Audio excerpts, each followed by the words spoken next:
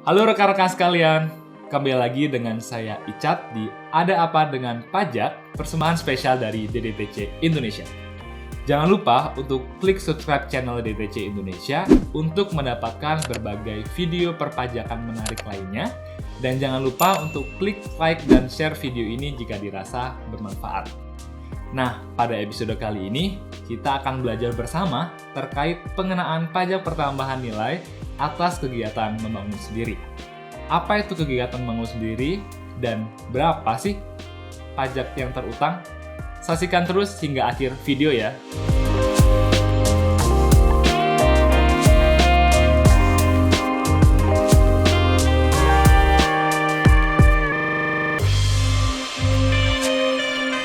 Nah, rekan-rekan sekalian, mungkin kegiatan membangun sendiri adalah suatu istilah yang baru didengar oleh beberapa rekan gitu ya. Namun sebenarnya, kegiatan membangun sendiri ini telah dikenakan pajak pertambahan nilai sejak zaman dulu loh, yaitu sejak 1 Januari tahun 1995. Namun pada April 2022, memang baru terbitlah suatu peraturan Menteri Keuangan terbaru untuk mengatur pengenaan pajak pertambahan nilai atas kegiatan membangun sendiri sesuai dengan kebijakan perubahan PPN terbaru sesuai Undang-Undang Harmonisasi Peraturan Perpajakan. Nah, peraturan Menteri Keuangannya adalah Peraturan Menteri Keuangan Nomor 61 Tahun 2022. Kita akan membahas apa yang dimaksud dengan kegiatan membangun sendiri.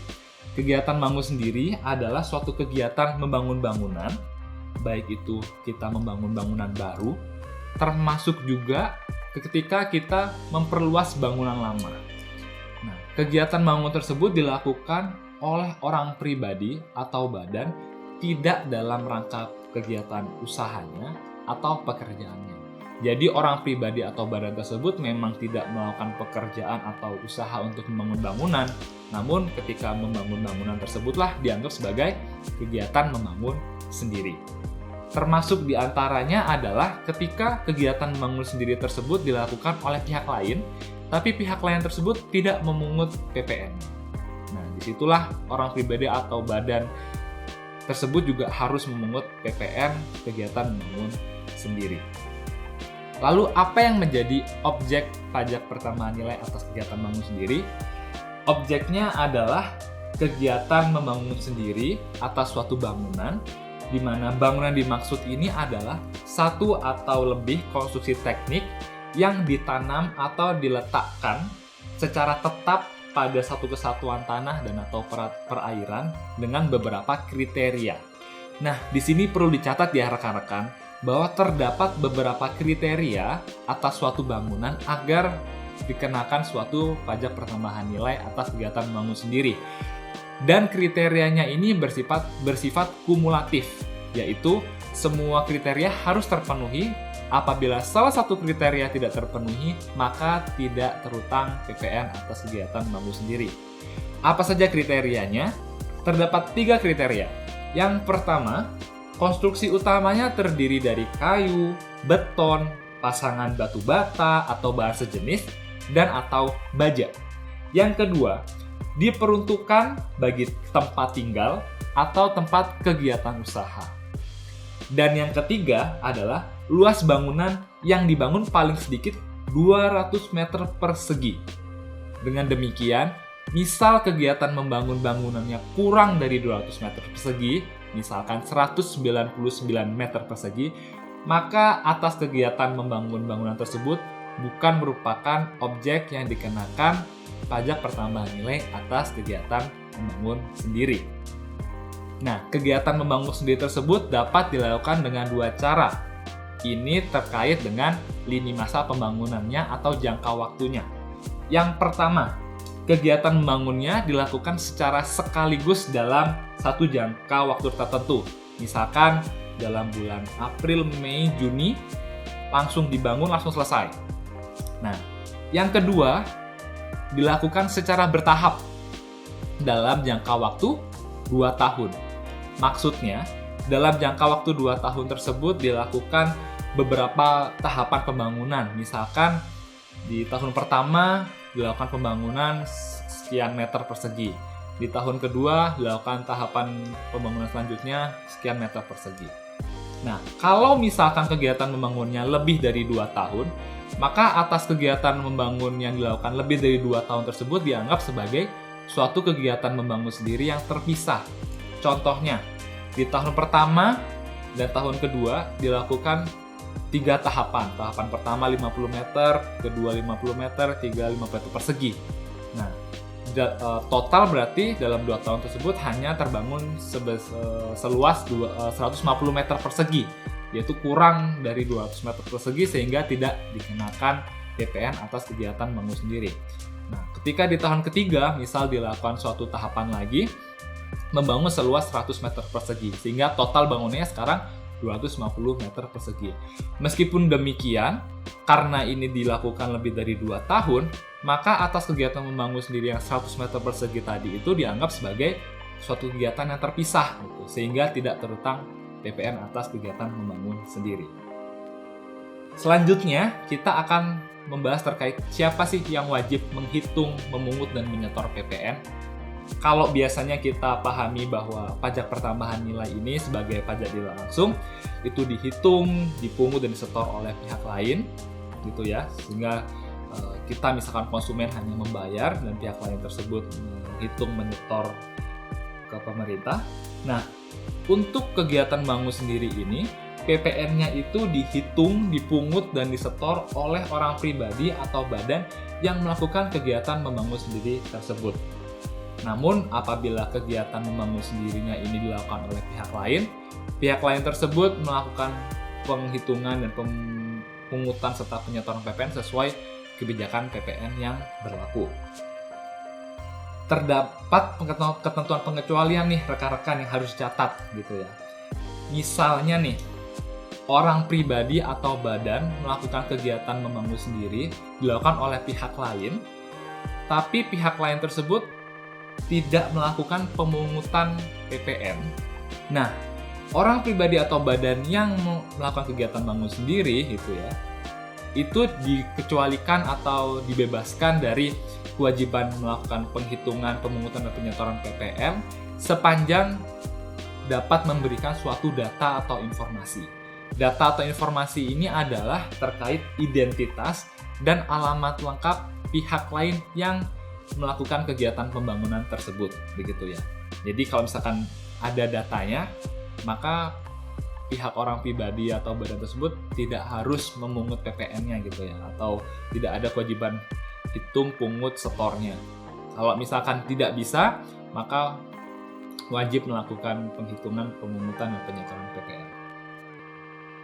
Nah, ini salah satu bab yang menarik, yaitu penghitungan besarnya PPN atas kegiatan membangun sendiri yang terutang. Kalau kita biasanya pahami bahwa PPN ini semudah menghitung dengan cara tarif dikali dasar pengenaan pajak. Nah, kalau di kegiatan bangun sendiri ini berbeda ya rekan-rekan ya, karena PPN-nya itu dihitung dengan besaran tertentu. Besaran tertentu tersebut adalah hasil perkalian dari 20% dengan tarif PPN yang mana diatur pasal 7 ayat 1 Undang-Undang PPN dikalikan dengan dasar pengenaan pajak. Nah, kalau bisa dilihat di ilustrasi ini, PPN-nya adalah 20% dikali 11%, maka tarif efektifnya adalah 2,2%. Barulah dikalikan dengan dasar pengenaan pajaknya. Akan tetapi, dasar pengenaan pajak atas kegiatan bangun sendiri ini itu ada ketentuan khususnya, yaitu adalah sejumlah biaya atau pengeluaran yang dikeluarkan untuk kegiatan bangun sendiri, kecuali biaya memperoleh tanah gitu ya. Jadi misalkan untuk kegiatan bangun sendiri ini membeli bahan-bahan bangunan, ada juga membeli tanah, maka perlu kita kurangi terlebih dahulu dengan biaya perolehan tanah. Begitu rekan-rekan. Nah, tadi saya bilang tarif efektifnya adalah 2,2%. Itu ketika atau misal tarif PPN yang berlaku saat ini adalah 11%. Namun kalau misalkan nanti sudah naik menjadi 12%, maka tarif efektifnya berubah ya rekan-rekan. Nah, selanjutnya adalah terkait penyetoran PPN. Nah, PPN ini wajib disetor ke kas negara dengan menggunakan surat setoran pajak atau SSP. Itu paling lambat tanggal 15 bulan berikutnya setelah berakhirnya masa pajak. Misalnya nih, rekan-rekan melakukan kegiatan manggu sendiri dan di bulan September ini total biaya yang dikeluarkan sekian juta, ada PPN yang terutang. Maka rekan-rekan sekalian wajib menyetor ke kas negara dengan surat setoran pajak maksimal atau paling lambat tanggal 15 bulan berikutnya, yaitu 15 Oktober begitu. Nah, SSP ini harus diisi sesuai dengan ketentuan yang berlaku di peraturan perundang-undangan di bidang perpajakan ya rekan-rekan ya. Namun misalnya di bulan ini tidak ada PPN yang terutang atau tidak ada pengeluaran atas biaya membangun sendiri, maka rekan-rekan tidak perlu melakukan penyetoran PPN gitu ya, karena memang dikecualikan gitu. Namun ketika misalkan bulan depan ada pengeluaran untuk kegiatan membangun sendiri dan terutang PPN, maka rekan-rekan di bulan depan jangan lupa ya untuk melakukan penyetoran PPN melalui SSP. Nah, untuk pelaporannya ini dibedakan menjadi dua kriteria ya rekan-rekan sekalian ya. Ini berdasarkan apakah orang pribadi atau badan tersebut berstatus sebagai pengusaha kena pajak atau PKP gitu. Karena memang kalau PKP kita ketahui bersama ada kewajiban administratif untuk melaporkan surat pemberitahuan masa PPN setiap bulannya ke KPP terdaftar gitu. Kalau misalkan orang pribadi atau badannya melakukan kegiatan membangun sendiri ini merupakan pengusaha kena pajak atau PKP, maka penyetoran PPN-nya ini dilakukan atau dilaporkan dalam surat pemberitahuan masa PPN tersebut gitu. Nah, kalau misalkan yang orang pribadi atau badan ini bukan merupakan PKP, maka sepanjang orang pribadi atau badan tersebut sudah melakukan penyetoran PPN melalui SSP, penyetoran SSP tersebut sudah dianggap sebagai pelaporan PPN, begitu kan sekalian ya. Jadi nggak perlu repot-repot lagi bikin SPT karena ketika sudah bayar SSP, nyetor melalui SSP itu sudah dianggap sebagai pelaporan PPN yang terutang. Nah, perlu saya informasikan lagi kalau misalkan SPT masa PPN ini wajib disampaikan paling lama akhir bulan berikutnya setelah berakhirnya masa pajak sebagaimana diatur dalam PMK nomor 9 tahun 2018. Nah, meskipun demikian, kalau misalkan rekan-rekan atau orang pribadi dan badan yang melakukan kegiatan membangun sendiri gitu ya, tapi tidak terdapat penyetoran PPN gitu ya karena memang nihil, maka tidak diwajibkan atau dikecualikan untuk melakukan pelaporan PPN-nya gitu. Nah, rekan-rekan sekalian, ini perlu diketahui bersama ya bahwa kalau misalkan rekan-rekan atau orang pribadi badan yang melakukan kegiatan membangun sendiri dan seharusnya wajib melakukan penghitungan, pemungutan dan penyetoran PPN-nya, tapi kalau misalkan tidak melakukan kewajiban tersebut, ada beberapa hal yang perlu diketahui nih. Yang pertama itu adalah adanya suatu tindakan atau ya himbauan dari kepala KPP gitu ya secara tertulis kepada orang pribadi atau badan tersebut yang tidak melakukan atau memenuhi kewajibannya gitu ya. Nah, kalau misalkan tidak melakukan gitu ya, terus tidak melakukan kewajiban, terus nggak menghitung, nggak memungut, nggak menyetor, itu dihimbau secara tertulis. Nah, yang kedua ini juga kalau misalkan rekan-rekan udah menghitung gitu ya, udah melakukan penyetoran gitu, tapi berdasarkan data yang dimiliki oleh DJP ternyata kurang. Nah, ini juga harus kita teliti kembali gitu ya, karena kalau misalkan kita udah setor, udah lapor, ternyata kurang dan ternyata data DJP itu beda gitu ya, sehingga ada selisih. Nah, ini juga kepala KPP-nya ini bisa melakukan himbauan tertulis gitu, karena seharusnya untuk PPN yang terutang sekian, tapi terdapat kekurangan gitu. Nah, selanjutnya terakhir nih rekan-rekan, sebelum kita bahas contoh kasus, di PMK ini tuh berbeda dengan peraturan sebelumnya, yaitu di sini kita bisa melakukan pengkreditan pajak pertambahan nilai atas kegiatan bangun sendiri tersebut begitu ya. Sehingga bagi orang pribadi atau badan yang sudah berstatus pengusaha kena pajak gitu ya, atas PPN KMS-nya tadi itu bisa dikreditkan sebagai pajak masukan rekan-rekan sepanjang itu memenuhi ketentuan kreditan pajak.